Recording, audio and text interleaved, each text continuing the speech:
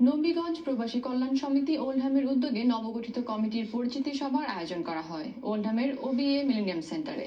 বিস্তারিত জানাচ্ছেন আমাদের নর্থ ইংল্যান্ডের বিশেষ প্রতিনিধি সৈয়দ সাদেক আহমেদ।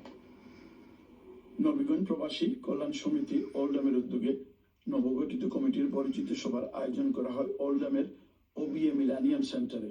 সংগঠনের চেয়ারম্যান আব্দুল হকের সভাপতিত্বে ও সাধারণ সম্পাদক মোস্তফা উদ্দিন নীলুর পরিচালনায় পবিত্র কোরআন থেকে তেলাওয়াত করেন মৌলানা তালেবুর রহমান।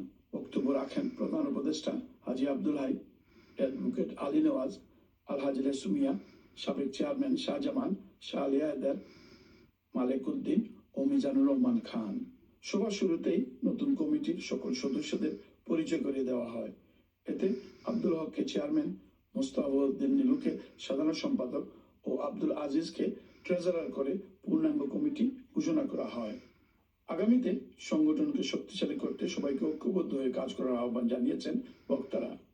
ম্যানচেস্টার সিলেট রুটে বিমানের সরাসরি ফ্লাইট বাতিলেরও প্রতিবাদ জানিয়েছেন তারা। যতক্ষণ পর্যন্ত এই বিমান ম্যানচেস্টার সিলেট ফ্লাইট অব্যাহত না থাকবে তো আন্দোলন চলবে।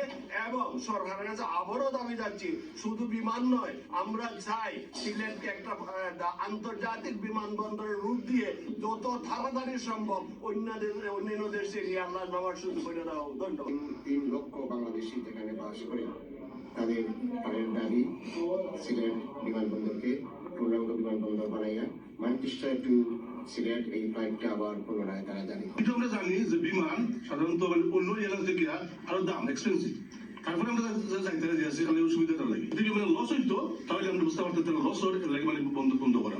বিমান তো লস হল না, কারণ প্রফিটেবল আছে। আমি অনুরোধ করুন প্লিজ এটা আপনারা কন্টিনিউ রাখো যাতে আমরা স্পেশালি আমরা মুরব্বী তারা মানে এই সেবাটা মানে পাই। ওল্ডহাম নবীগঞ্জ প্রবাসী কল্যাণ সমিতির পক্ষ থেকে আমি তীব্র নিন্দা জানাই। বিমানমন্ত্রীর কাছে আমরা অনুরোধ, রিকোয়েস্ট এবং দাবি যে আমরা বিমান চলাচল অব্যাহত থাকতো। Thank you. Syed Sadek Ahmed, channel S news, Oldham, Greater Manchester.